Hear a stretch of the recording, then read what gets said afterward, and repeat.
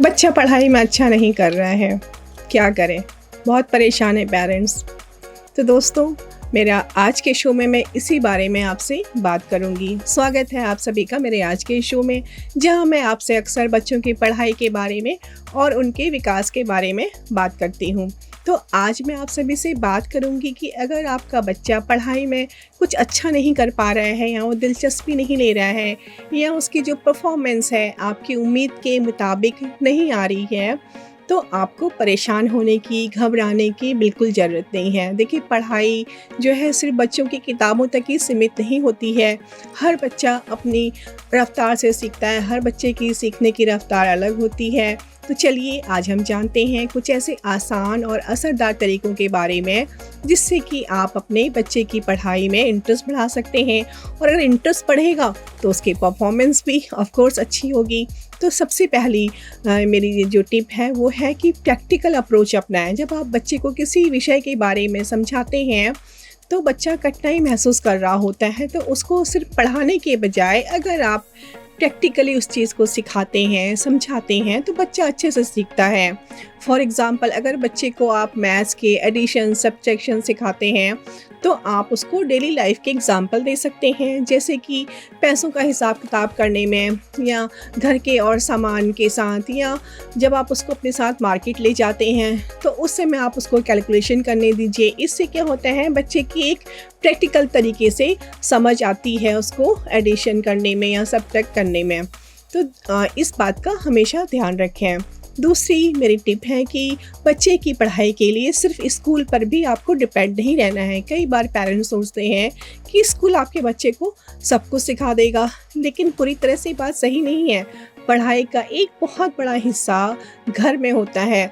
आप अपने बच्चे के साथ उसके होमवर्क के समय बैठें, उसकी पढ़ाई में इंटरेस्ट लें, उसके सवालों का जवाब दें, साथ ही उसकी हॉबीज़ और उसके इंटरेस्ट को भी आपको प्रोत्साहित करना है, क्योंकि जब बच्चा अपने पसंद के कामों को करता है तो वो अच्छा महसूस करता है। जब वो अच्छा महसूस करेगा तो पढ़ाई में भी उसका प्रदर्शन अच्छा होगा। तीसरी मेरी टिप है कि बच्चों को आपने मोटिवेट करना है।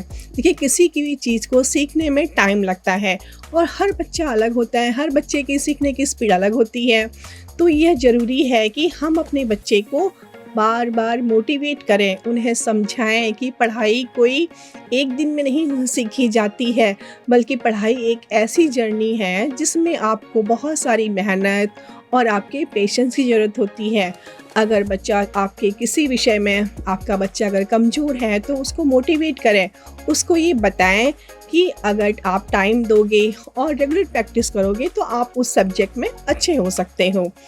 चौथी ध्यान देने वाली बात है कि बच्चों के साथ आप खेल खेल में उससे पढ़ाई करा सकते हैं। अगर पढ़ाई को इंटरेस्टिंग बनाना है तो इसे खेल के जरिए आप बच्चे को सिखा सकते हैं। आप बच्चों के साथ छोटे छोटे एजुकेशनल गेम खेल सकते हैं, जैसे मैथ्स के सम्स को हल करने के लिए काउंटिंग गेम्स, पजल सॉल्व करना है, या फिर बोर्ड गेम्स के ज़रिए आप बच्चों को सिखा सकते हैं। इससे बच्चों को क्या होगा, उनकी प्रॉब्लम सॉल्विंग स्किल बढ़ेगी और पढ़ाई उनको एक बोझ नहीं लगेगा, बल्कि पढ़ाई उनको बहुत इंटरेस्टिंग लगेगी। तो इससे क्या होता है कि उनकी परफॉर्मेंस आप देखिएगा बढ़ जाएगी।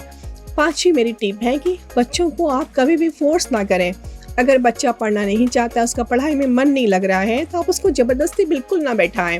इससे बच्चा और ज़्यादा स्ट्रेस में आ सकता है और धीरे धीरे इसका क्या असर होगा कि उसका ध्यान पढ़ाई से हट सकता है। तो ये गलती बिल्कुल ना करें।